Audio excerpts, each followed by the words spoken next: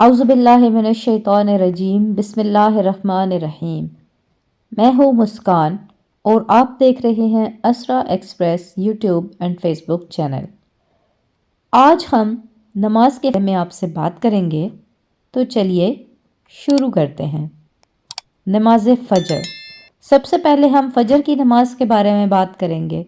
नमाज फ़जर के वक्त सोते रहने से मौशरती हम आहंगी पर असर पड़ता है, क्योंकि अजसाम कायनात की नीलगी ताकत से महरूम हो जाते हैं।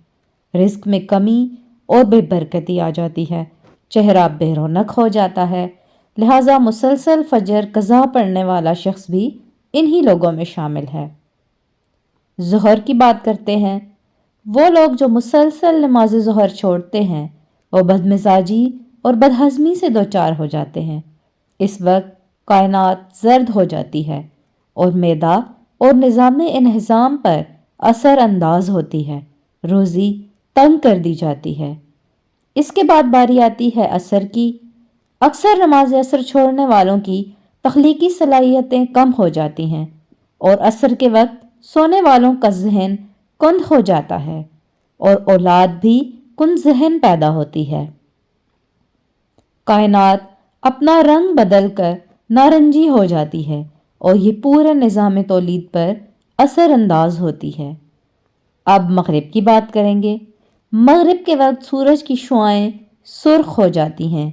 जिन्नात और इब्लीस की ताकत उरूज पर होती है। सब काम छोड़कर पहले मगरिब की नमाज अदा करनी चाहिए। इस वक्त सोने वालों की कम औलाद होती है या होती ही नहीं है, और अगर हो जाए तो नाफरमान होती है। अब हम आखिर में नमाज इशा के बारे में बात करेंगे। नमाज इशा छोड़ने वाले हमेशा परेशान रहते हैं। कायनात नीलगी होकर स्याह हो जाती है और हमारे दिमाग और निज़ाम असाब पर असर करती है। नींद में बेसकूनी और बुरे ख्वाब आते हैं।